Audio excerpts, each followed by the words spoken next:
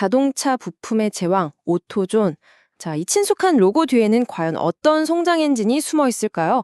여러분이 오토존에 투자할지 말지를 결정하는데 꼭 필요한 핵심 강점과 또 치명적인 약점들 지금부터 제가 하나하나 짚어드리겠습니다. 자, 투자의 큰 그림을 보려면요. 먼저 이 거대한 흐름부터 이해해야 합니다. 지금 미국 도로 위를 달리는 자동차들의 평균 나이가 역대 최고치를 기록하고 있어요. 오래된 차가 많아진다는 거, 이게 뭘 의미할까요? 네, 맞습니다. 고장날 곳도 그만큼 많아진다는 뜻이죠. 이건 곧 자동차 부품과 수리 수요가 폭발적으로 늘어날 수밖에 없는 아주 거대한 순풍이 불고 있다는 겁니다. 그렇다면 말이죠. 이 엄청난 흐름에서 가장 큰 혜택을 보는 건 과연 어딜까요? 그 답이 바로 오늘 우리가 분석해 볼 기업 오토존입니다. 자, 첫 번째 섹션입니다. 오토존이 어떻게 낡은 차들의 지배자가 됐는지 한번 알아볼게요. 특히 직접 차고에서 뚝딱뚝딱 차 고치는 분들 있죠. 우리가 흔히 DIY족이라고 부르는 바로 이 시장에서 오토존은 그야말로 절대 강자거든요. 오토존을 한 문장으로 딱 정의하면 미국에서 제일 큰 자동차 부품 가게라고 할 수 있어요. 근데 이들의 핵심 타겟은 전문 정비소가 아니에요. 직접 부품을 사서 고치는 일반 소비자들이죠.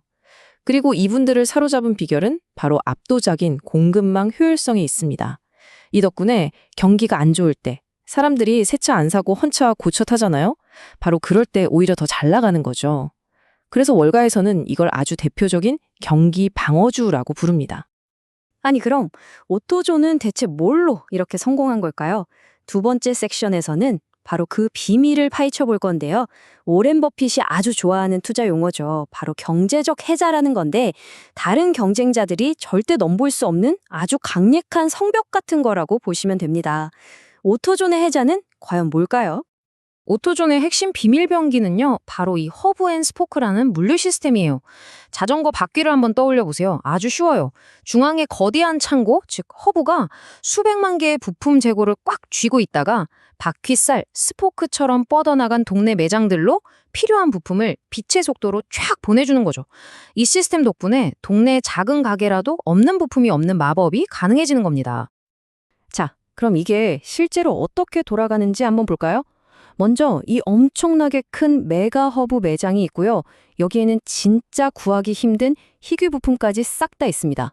근데 만약에 우리 동네 오토존 매장에 갔는데 제가 딱 원하는 부품이 없다?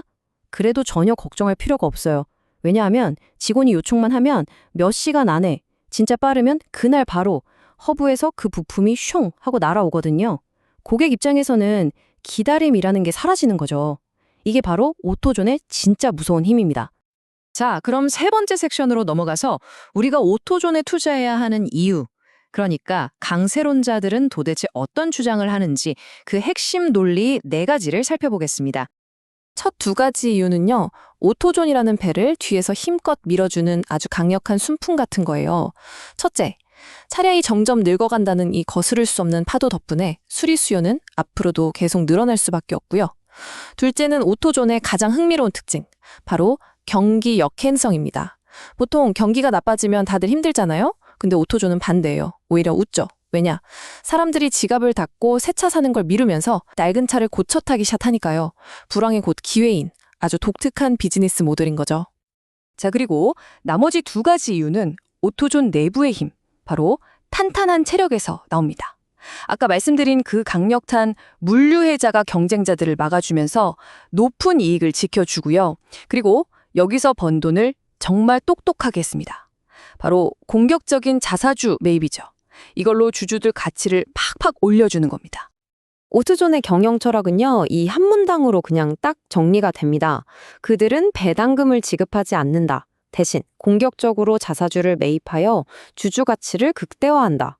이게 무슨 말이냐면요. 주주들한테 현금으로 찔끔찔끔 나눠주는 대신에 그 돈으로 시장에 나와 있는 우리 회사 주식을 다시 사들이는 거예요. 그럼 어떻게 될까요? 시중에 유통되는 주식 수가 줄어드니까 남아있는 주식 한 주 한 주의 가치가 자연스럽게 올라가는 거죠.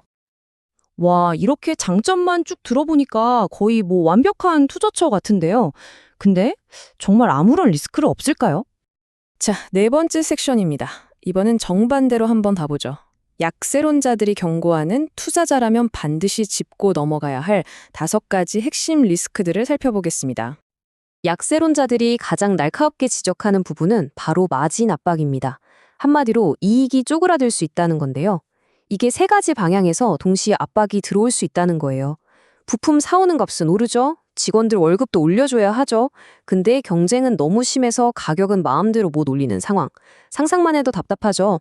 이게 바로 오토존의 수익성을 갉아먹을 수 있는 가장 큰 위협입니다. 그리고 오토존 앞에 완전히 새로운 전쟁터가 펼쳐졌습니다. 바로 자신들이 왕국을 세운 DIY 시장을 넘어서 전문가들이 꽉 잡고 있는 DIFM 시장, 즉 Do It For Me 시장을 공략해야 하는 큰 숙제가 생긴 거죠.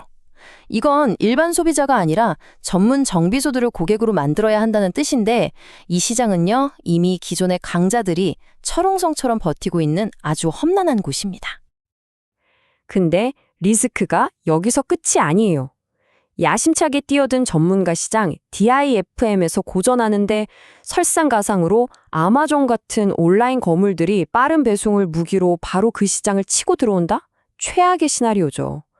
여기에 우리가 상상하는 것보다 훨씬 심각한 불황이 닥치거나 또 장기적으로는 내연기관차가 전기차로 바뀌는 이 거대한 시대적 변화까지 오토존 앞에는 넘어야 할 산이 꽤 많아 보입니다.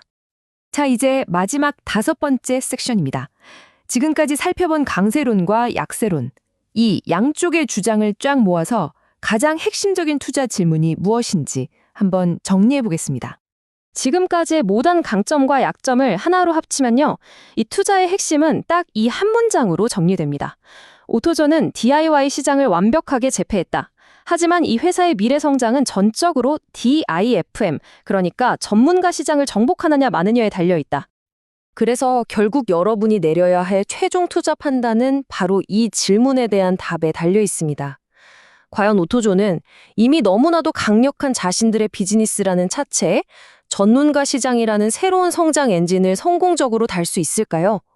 이 질문에 대한 여러분의 답이 바로 오토존의 미래를 결정하게 될 겁니다.